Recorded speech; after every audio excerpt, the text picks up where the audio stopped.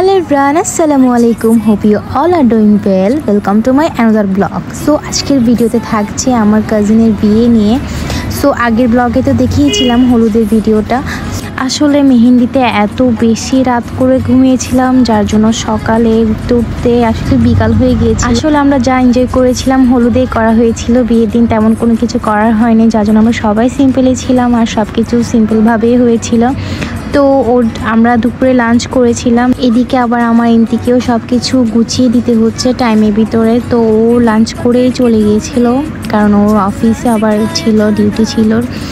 তো আর কি, সো সবাই ছিল আমাদের, এই সবগুলো আমাদের ফ্যামিলি মেম্বার্স। এখানে আমার নানুরা আন্টিরা সবাই, ওই যে বলেছি না যে বিয়েটা একদম সিম্পলভাবে হচ্ছে, যার জন্য সবাই এই গেটআপে আছে আর কি। আসলে একটা বিয়েতে আসলেই সবার সাথে দেখা হয়, এটা আসলে সবচেয়ে বড়, আসলে সবচেয়ে খুশির ব্যাপারটাই হচ্ছে এটা যে সবার সাথে কথাবার্তা হয়। এই যে এখানে আমাকেও দেখা যাচ্ছে, কখন ভিডিও করেছিল এটা আমি আসলে খেয়ালই করি নাই, দেখছি আমিও উঠেছি এখানে। সো যাই হোক, এই যে খাওয়া দাওয়া করে আমরা তারপরে চলে গিয়েছিলাম রেডি হওয়ার জন্য। সো রেডি হতে হতে একদম বিকেল হয়ে গিয়েছিল, আর আমাদের আপুর জামাই এসেছিল বিকালের দিকে, আর এই জন্য আমরা রিল্যাক্সে সব কিছু করতে পেরেছি, ঠিকঠাক টাইম মতো হয়েছিল আর কি। আর এখানে ওদের সবার জন্য নাস্তা রেডি করে রাখা ছিল আর কি, কারণ ওরা আসার টাইমটাও হয়ে গিয়েছিল। এই যে দেখতে দেখতে আমাদের ব্রাইডও চলে এসেছে, ওকে মাশাআল্লাহ অনেক বেশি সুন্দর লাগছে।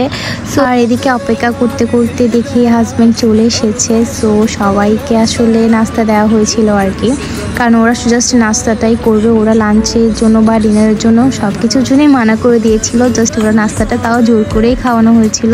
তারপর আমাদের ভাইয়া আমার আপুকে দেখার জন্য যাচ্ছিল আর কি। এই যে ও সাজুগুজু করে বসে আছে, তো ওকে দেখবে না।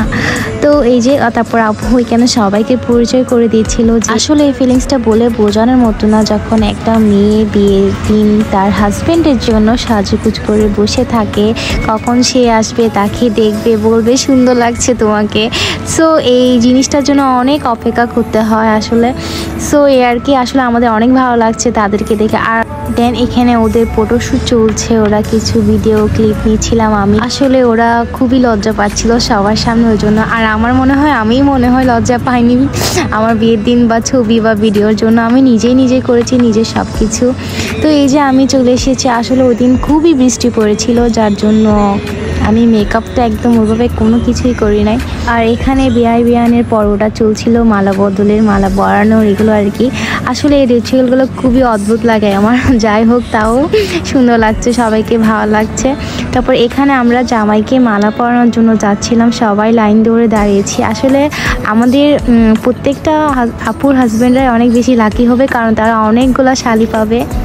আর মালা পরানোর প্রত্যেকটা শালির অনেক বড় একটা ডিমান্ড থাকে, তারা কষ্ট করে বলে যে কষ্ট করে মালা পরিয়েছে, এখন আমাদেরকে খুশি করেন।